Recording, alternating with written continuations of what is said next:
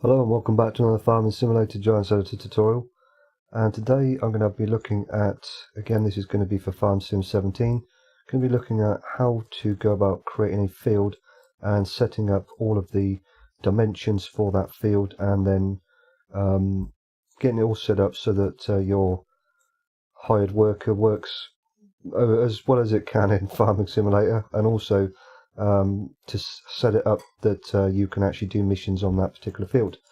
So unfortunately, with the way that things tend to work within Farming Simulator, square fields or straight edge fields tend to be the way that it has to be set up to get the best out of it for whatever you're going to do, especially when it comes to missions. You can have some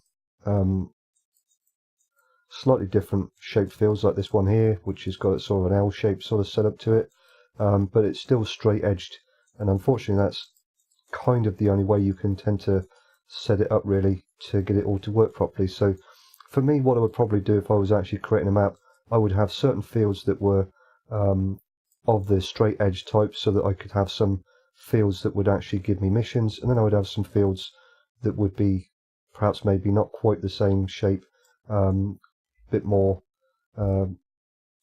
non-cookie cutter, I believe is the phrase, that yeah, I would have with no missions on. That way you can have the best of both worlds. You don't tend to have like every single field in this particular sort of format.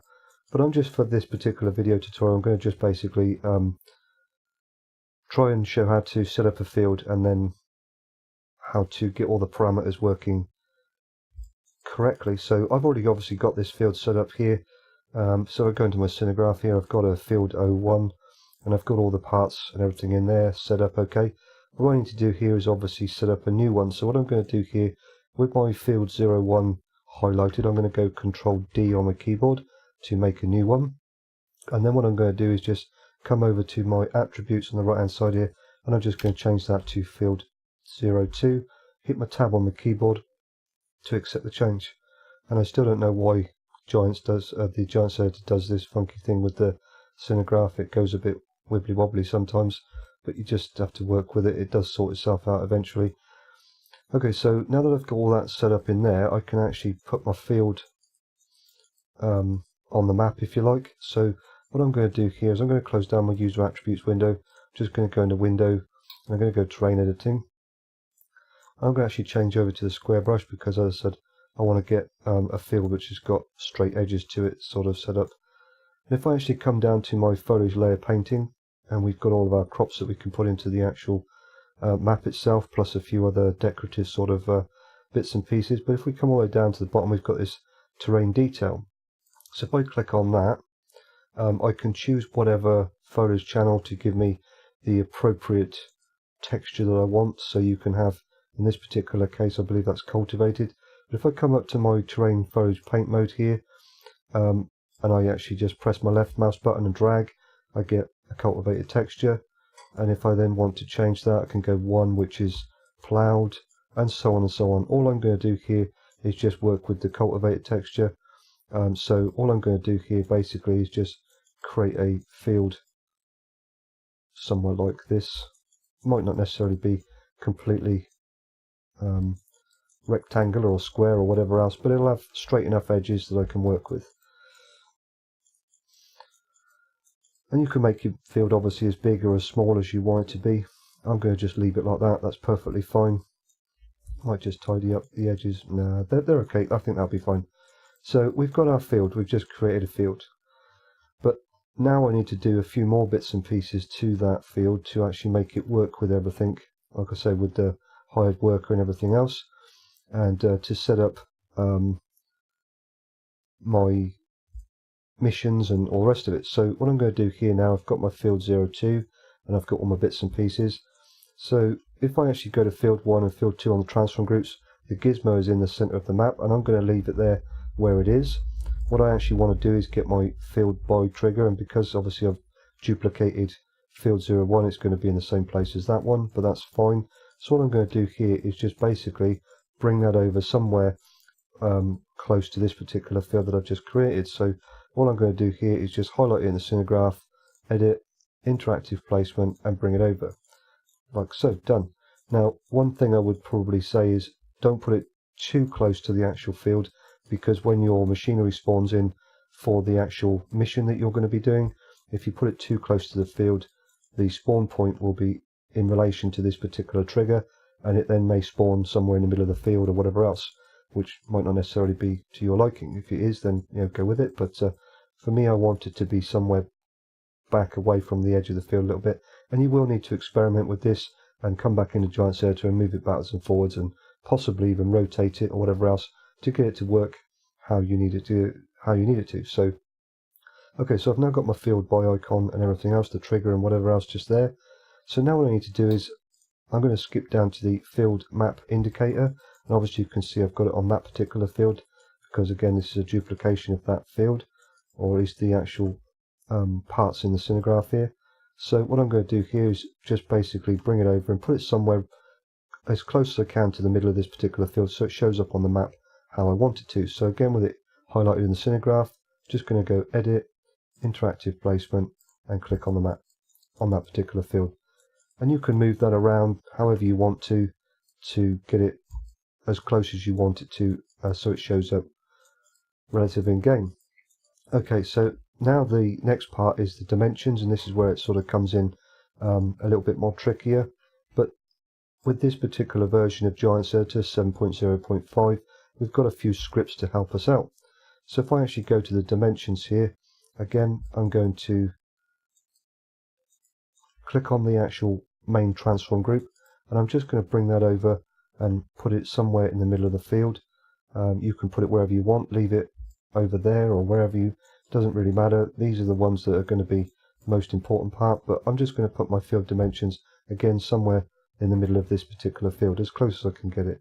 So again, with that highlighted, I'm going to go edit, interactive placement, and just put it somewhere there like that. That'll be fine. Okay, so now what I need to do is obviously set up my corners so that it can measure the actual field dimensions correctly.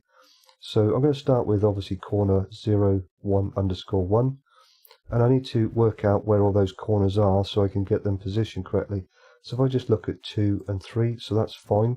So I need to basically, looking at that, start with corner 0, 1, underscore 1 somewhere in this particular corner. So again, with that one highlighted, I'm just going to go edit, interactive placement, and put it somewhere there like so. Again, you may need to move these around a little bit, go into game, see what it looks like, and then move them accordingly.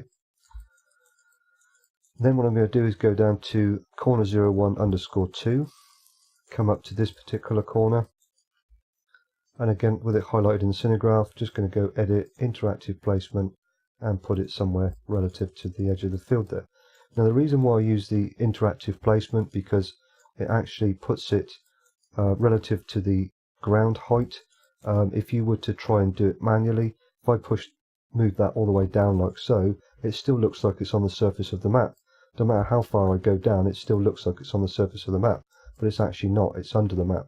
So you have to be a bit careful there. So I find that using the interactive placement tool, it is much easier to get the gizmo to the height of the actual map itself, so it's positioned correctly. Otherwise the other parts may not work properly, and it may want to do a mission under the map sort of thing, because that's where your dimensions are, and obviously you'd never be able to complete the mission because you can't obviously drive under the map, so that'd be useless. Okay, so now that I've got that particular corner there, that's fine. So what I'm going to do now is move down to corner 0, 1, underscore 3, and again with it highlighted in the scenegraph, edit, interactive placement, do that again, edit, interactive placement, and put it over there like so. So it's as close as I want it to be relative to the field itself. I didn't quite finish off the edges, but that's perfectly fine. I'm okay with that. Again, like I say, you may need to go into game and check out that it actually displays correctly and the field works and everything else, and then move these accordingly. But you don't have to be too precise with it. It does generally work as long as you get it somewhere relative and close. Okay, so the next thing I'm going to do here is basically, I've got these other corners here, and for this particular field I don't need any more.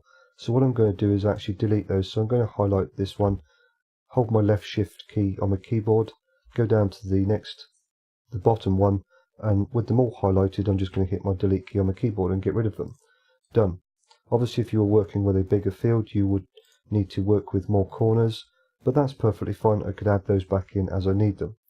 Okay, so now that I've got all that set up, you think, okay, that's great, it all looks good, I'm going to go with it. And chances are it would more than likely work perfectly fine.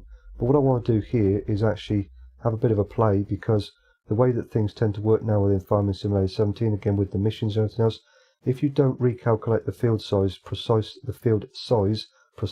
or as near as damn it, it can cause some issues once you get into game, because the field won't be drawn correctly and the missions won't be calculated properly, so it can get a bit funky sometimes. So what I would probably suggest here was, if you come back up to in the Cinegraph here and click the main transform group for your fields, so if I close all those down, we've got our main transform group here, which all of the fields are actually allocated in. And what I need to do here is go up to the taskbar at the top here, and I've got this one here called scripts. So if I click that and I've come down to the FS17, come across to map, I've got this script here called toggle render field areas. And if I actually click on that, it will render this blue sort of box around my field, or over my field, like an overlap, if you like, an overlay, however you want to call that. So I can work out roughly if I've drawn my corners in, or placed my corners in roughly around about the right place. So you can see here that this particular one tends to come out quite a long way past that particular field edge, if you like, or that it's not quite in the right place. Chances are that, again, that might not necessarily be a big deal. You could move it and manipulate it however you want to do that, but I'm going to leave it and go with it. I'm not too bothered about that. Again, for the demonstration, if when you're creating your own field, you may need to, as I said already, either extend the drawn area for your terrain texture out to the edge of this blue box or blue overlay, or reposition the corners slightly, or whatever else. But I'll leave that to you to experiment there. I'm just showing you the basics of how to set the actual field up and all of the dimensions and everything. Okay, so now that I've got that, and it looks okay, it's not quite right, but it'll be fine for what I'm going to do here today. So now that I've got that there like that, what I can actually do is go back into scripts and then turn that back off again. And it's just really a rough sort of guide to give you an idea of where all the edges are, and if you've calculated them correctly. It tends to come into play more so when you're creating perhaps maybe a field like this one with a right angle to it sort of thing. It tends to be a bit more important then, because you're going to be working with multiple corners. If I go back into field 01, you can see here I've got actual several different corners set up in all over the place. So then it becomes more appropriate and is much more of a helpful tool. But for a field that's just literally a rectangle, it's not quite so important, but it does, as I said, give you a visual guide that you've set up your field correctly. Okay, so the next thing I need to do here is actually, I'm going to close my terrain editing down again. I'm going to bring up my user attributes again, because I need to actually look in my field 02 transform group and bring up my user attributes, and we can see here that we've got a field area of 3.2 hectares. This is more than likely going to be incorrect for this field size. I got my field price scale and my NPC index. I've not played around too much with the field price scale, but you can experiment with that yourself and see what you want to do with that. And then I've got my NPC index. Now for field 1 there, I've set an NPC of 3, and if I actually want to, I can change this. I can't remember the actual maximum, but I think it's 15, but don't quote me on that. I would just generally say go up to 15 and then try 16. If it makes a difference, then great. If not, then just come back to 15. You might find that it'll cause errors. I honestly don't know. You'd have to check on possibly Goldcrest or something like that to see what the highest NPC index number is, because I don't know, or possibly there may be a listing somewhere on the Giants Developer Network or something like that, or somebody on the internet probably knows. I don't at the moment, but I would just say experiment with that and see what you get. But what I'm going to do here is change this to 1 and then tab across to accept the change. What I'm going to do now is, I've got this owned by player tick box, so I'm going to untick that because I don't want to own the field. So that's fine. And what I'm going to do then is go back into my field 0 1 here, and I'm going to untick that one as well, so we can see the difference between who owns the fields, the different NPC indexes, and then the relevant AI character, if you like, that will own those two fields, and see the differences there. Okay, so the next thing I need to do is with my field 02, again I'm going to just show you this again. We've got a field area of 3.5 hectares, so just remember that. What I'm going to do again here is I'm going to highlight the main transform group for my fields, and again I'm going to go up to scripts, FS17, map, and I want to run this script here, set field sizes.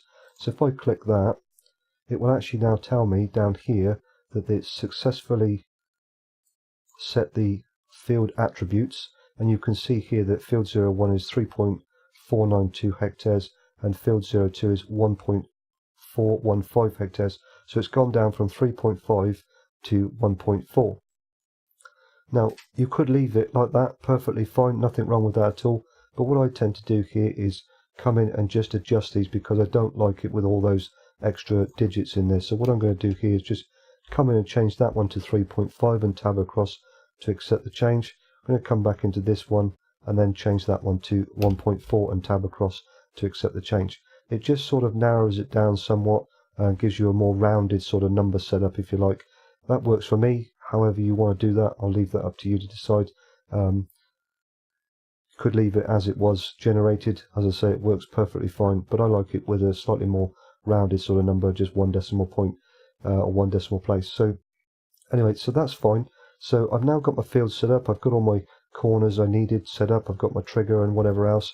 So what we'll do now is I'm going to put this into game, and then we'll have a look and see the differences between the two NPC indexes to see who owns which field, and then obviously see what mission is granted to us or given to us on each field and see where we go from there. So I'm going to save this now, and I'll see you in game in a little bit. Okay, so here we are in game, and you can see here straight away that this particular field, now that I've actually selected that I don't own it anymore, it's taken the actual wheat that was clearly planted down in Giant Editor. So it's actually removed it from the field completely, because there more than likely is somebody who owns this field, and then they've decided they don't want that in there, I guess. So if we come over to the actual trigger here and we click on it, we can see that Alex Young owns this particular field.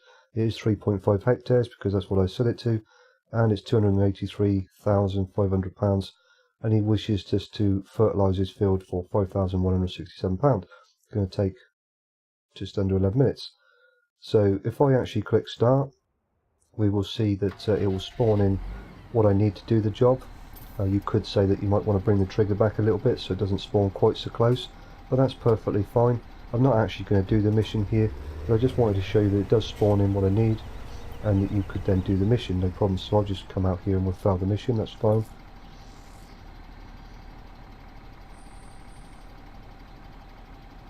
Okay, so we failed the mission.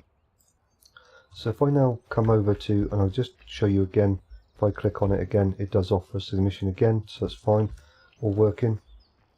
So that trigger position, like I said earlier on, it is quite important where you put that, and the rotation of the trigger itself, because that will make a difference as well, how your machinery is spawned. If you have the trigger rotated the opposite direction, it will spawn the actual machinery pointing away from the field and not towards it, so that's quite important that you set it up in the right manner. Okay, so now again, coming over to this particular field, we can see that I planted nothing, or I put nothing in this field at all in Giant Editor, but again, this is owned by another person, and they've decided they wanted to put barley into this particular field. So if I come over here and we have a look at the actual buy trigger here, and I click R, you can see that on this particular case, because I used NPC3, it's James Harris that owns this particular field, and it does show it at 1.4 hectares because again that's what I set up to, and the price obviously there, and he's asking us if we would like to harvest his field for him, and he's going to pay us that amount of money. So again, if I click start, we'll just see how the machinery spawns in, and I don't think that's too bad actually, that looks pretty good. So now if I wanted to, I could actually come round, connect up my header here, and then start to harvest the field. and you can see in the top right the actual counter is actually going down and everything. So I'll just do this very briefly, I won't do the entire field, but you can see here I am actually harvesting the field and it's all working perfectly fine. The grain is obviously going up, the amount and everything, so it is working. So we've got our field set up and everything else, dimensions or whatever else, and that's all set up perfectly fine. And we get our hired worker, and setting the different NPC indexes there, we've got a different person owning this particular field to the one over there. So there we go. So I'm just going to come out here and we'll just fail this mission again, that's fine. So if we come away from the field, it tells us we need to return to the field, otherwise we're going to fail, which is what I want to do obviously in this case. But all of that clearly is working, and that comes back to those definitions and setting up the corners correctly and whatever else.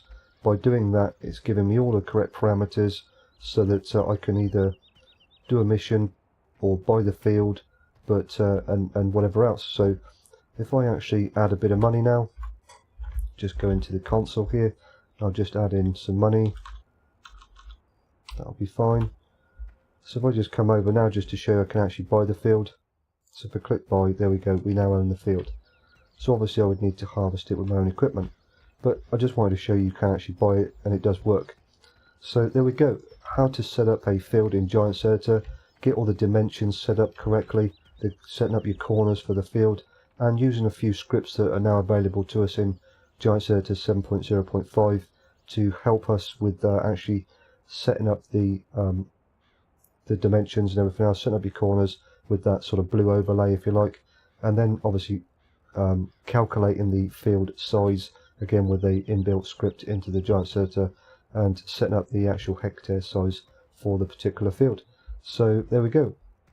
Obviously if you want to get a bit more sort of inventive with the shapes of your fields and whatever else, one thing again I will say is with your hired workers and your missions and whatever else, it is recommended that you have a sort of straight edge format to the field itself. Otherwise you might find that setting up those corners can be a bit tricky if you've got more rounded off edges. It can be done, but it is certainly trickier. I would probably stick, like I said before, have a certain amount of fields on your map that do have missions with the straighter edge fields, and then have a few fields that don't have missions where you can get a little bit more inventive with your field shapes and sizes, and then just leave them, either have them as purchased fields so you actually own them at the start of a new game save, or that they don't have any missions on them. So there we go, setting up your fields. Thank you very much for watching as always, and I will catch you on the next one.